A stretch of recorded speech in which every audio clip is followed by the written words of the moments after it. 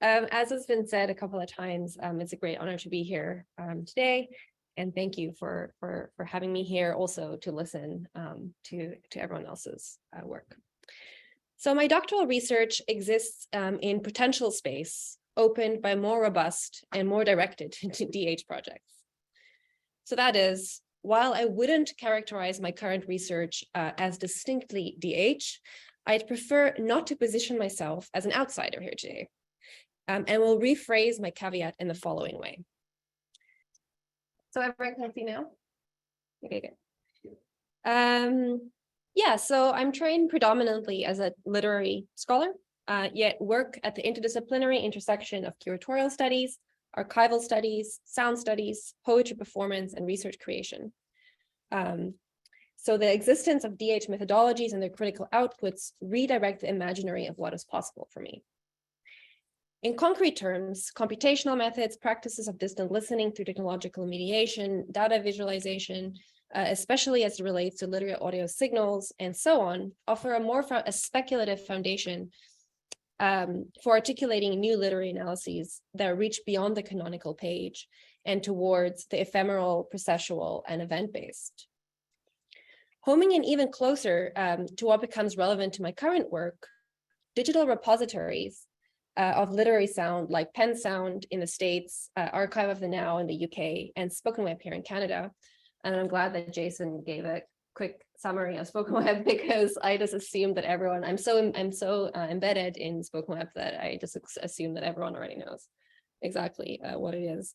But yeah, so Spoken Web here in Canada and the community networks that surround them not only radically revision approaches to literary study, but also provide hands-on access for researchers like myself to participate in the preservation of audio archives and to engage with the critical debates surrounding that labor. So for example, I've worked as a research assistant for Spoken Web since 2018 when I started my PhD, listening in particular to Canadian poetry reading recordings as from the past 60 years and into the present as digitized from reel-to-reel or cassette technology. I did so in order to collect metadata that spans technical information about the recordings themselves, the process of analog media as digital translation, keywords about the authors and content presented, and much more. While this RA work fed into the expansion of Spoken Web's larger DH project of preserving, digitizing, and rendering literary audio accessible, it also provided me with the time to foster an intimate and informative relationship with the raw material, archival audio data of repositories of poetry and performance. So my research then continues to place this familiarity in relation to more traditional humanities, but also other interdisciplinary methodologies, such as curatorial studies, and more on that very soon. So in short, I just want to wrap up this cursory narrative of my quasi-engagement with DH in order to introduce you to the work that my adjacency to DH and its research has facilitated. On the cusp of submission in 2 months, my doctoral dissertation is currently entitled this very long name here, The Relational Poetry Reading Series in Live Performance and Audio Archives, Montreal from the 1960s to the present, positing framed, open, self, and deep curatorial modes of literary event organization. This title is also 200 pages in a nutshell.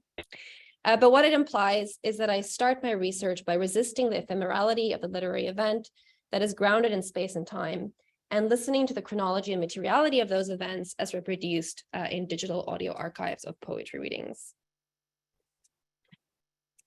These recordings all happen to be integrated into the Spoken Web project and include the 4 that I listed up here, the Sir George Williams Poetry Series, Vehicle Art Incorporated, the Words and Music Show, and Deep Curation, which is a personal research creation component of experimental literary events that I've been curating since 2018.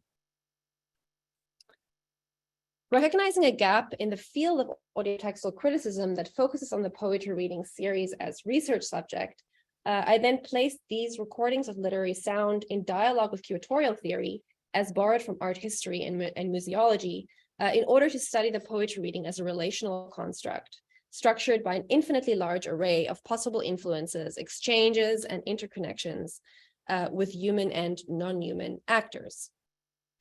To do so, I borrowed curator-scholar Irit Rogoff's key distinction between practical curating and the curatorial as a more dynamic field of critical exchange. And I have the quote on the screen there. So she writes that, quote, "The distinction is of curating as a professional practice, which involves a whole set of skills and practices, materials, and institutional and infrastructural conditions. Developing the concept of the curatorial, on the contrary, has been about getting away from representation and trying to see within this activity a set of possibilities for much larger agendas in the art world. The curatorial then defines the larger frame," end quote. So the larger frame includes the agency of poetry reading curator, the poet performers, and audience members, equally as it includes non-human agents such as venue, technology, infrastructures of advertising, remuneration, prestige, and more. This distinction between curating and the curatorial provides clear and critical language with which to address modes of literary curation that progress from only providing material infrastructure through minimally framing the poetic work presented, and then to adopting, on the other extreme, the curatorial as a central tenet of its exploration. The sociability and dynamic energy exchange foregrounded in this understanding of the curatorial further activate relationality as a nonlinear, indeterminate, fluctuating, yet deeply entangled structuring principle of the organization of literary events. And so I think alongside Nicolas Bourriaud's relational aesthetics and Edouard Glissant's poetics of relation. The former is typically defined, quote, as that which takes as its theoretical horizon the realm of human interactions and its social content, rather than the assertion of an independent and private symbolic space, end quote. The latter can be understood as interaction that, quote, remains forever conjectural and presupposes no ideological stability. It interweaves and no longer projects. It inscribes itself in a circularity, not a circuit, a line of energy curved back on itself, end quote. So by thinking of the poetry reading as a curatorial and relational construct, I aim to make explicit collaborative structures and hierarchies of agency inherent to the public sharing of literature in performance. My research places the public presentation of the poetry reading and its interpersonal dynamics in further relation to the structures that made it possible to exist in the first place. The organizational and curatorial thinking and practice of the curator and the poets, the labor that precedes or overlaps with the event itself, is already a manifestation of relational aesthetics, and that further enables the public-facing relationality of the reading itself.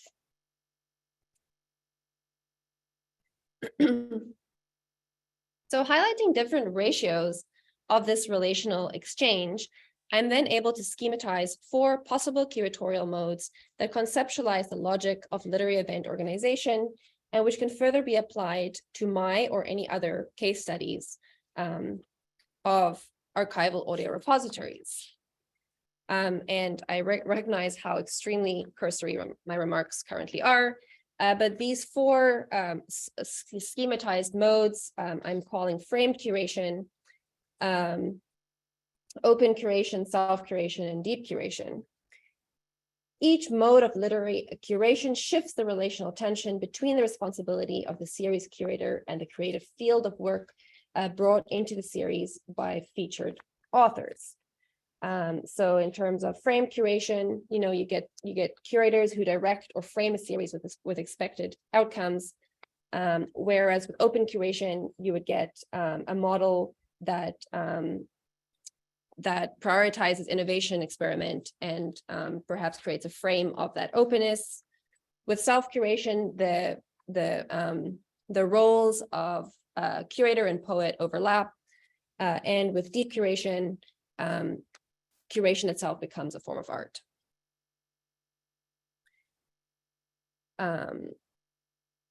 So while I've barely scratched the surface of the intricacies of these modes of literary curation in this very, very brief presentation, I would like to end with an illustration by listening to poet Carol Lechner performing at Vehicle Art Incorporated during a marathon open mic event on 4 April 1975. The event took place in a lecture hall at what is now Concordia University and functioned as a durational showcase of the community of poets surrounding Vehicle as a larger scene and nexus of its performance, exhibition, and publishing projects. At the point of the audio clip, the poetry reading has been ongoing for over 3 hours, shifting every 5 to 10 minutes between authors. And Michael's just going to help me here with Hopefully help me here. Let me just go back to your point, the slides. Then I share this. Okay, sorry. Yeah, you just want to say Share sound. Thank you. People who have more experience using sound study. Figuring I was coming after the next person, I would be rearranging what I'd be reading according to what was coming before. And then I gave up about 2 or 3 poets ago, so I have no idea what I'm going to read, so just give me a second. Well, there have been a lot of every different kind of poem, and I'm exhausted. It's been very hard for me to keep listening.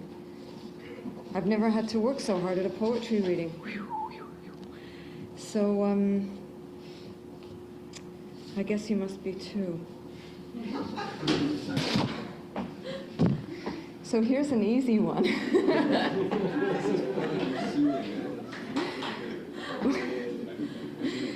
And everything I have is new, okay? Hopefully nobody's ever heard this before, except for 2 people I've read this on the phone to. This is called Ride, and it comes in 2 parts. Great. I hope you could all hear that. Okay, great. So the durational nature of the marathon, along with a lineup of consistently changing readers, almost by definition projects an open, so here's my language, right? An open curatorial mode onto the event. As illustrated by Lechner's commentary, the fluid first come, first served style or reading order asserts a lack of interdependence between the sets being in turn too short to really allow for autonomous self-curation either. Each reading of 5 to 10 minutes serves as an independent container for presenting poetry, unconnected to what precedes or follows, and yet collectively amassing as a kind of a varying medley of poetry with an ultimate goal of sharing as much poetry and as much new poetry as possible. The length of the event also has the secondary effect of eroding concentration and immersive listening and pushing the poets waiting to share their work to the point of physical and mental exhaustion. Lechner signals an intention to select relevant poems to enter into conversation with those of the readers preceding her at the mic. This is a gesture almost reminiscent of impromptu deep curation, one which shows Lechner as not merely wanting to present work as an autonomous instantiation of authorship, but also as a dialogic exchange with the poetry surrounding her performance. The curatorial style of the marathon reading, however, renders impossible the desire for a more interconnected reading. Not knowing which order she'll be reading in means that she cannot deliberate on her set in relational terms and can only speculate as to when she might be called to the mic, an exhausting task of repeatedly selecting poems to follow a given poet just to realize that she's not performing yet. Moreover, if Lechner tries to create a poetic conversation between the work of readers, the general diversity of billing throughout the night demands a constant and complete renegotiation of what she might read, and is simply not conducive to the interconnected curatorial work she attempts to introduce. As a result, she defaults to what poets before her have done, reading poems with no apparent thematic or conceptual continuity with the readers that precede her, and celebrates novelty and difference instead. In other words, within a curatorial frame of supposed openness. And I deliberately chose this particular clip because it overlaps between all the 4 modes of my schema, while simultaneously exemplifying both the resistance to clear categories and the potential of argumentation for a particular curatorial mode. Although I don't usually think about my own work this way, it does feel relevant in terms of my emphasis on foundational RA work completed for a DH project like Spoken Web, to further consider this schematization of curatorial modes as a form of metadata collection in very broad strokes. So rather than listening to audio recordings from measurable quantitative facts, I listen for qualitative data, extra poetic contextualizing information that is difficult, even impossible, to linearize, disentangle, or render explicit. Instead of focusing on discernible information like who is reading what, for example, I ask, why was that poet invited? Why did they decide to read certain poems? What information does ad lib commentary from the curator and audience members offer about these decisions? What can be gleaned about the sharing of agency between curator and poet? And most importantly, what do these various facets of variable data collection say about the organizational curating of the literary event and about the curatorial relational structures undergirding that event in formational and conceptual ways? In speculative imaginary terms, then, curation and the curatorial, along with a utopian project of distinguishing and cataloging relational elements, adopt the role of computing literary signals, not according to disciplinary regulations of digital techniques, but rather according to fallible networks systems in which sonic data is approached with the humanities intermediary of connection, exchange, and reciprocal influence. Thank you so much.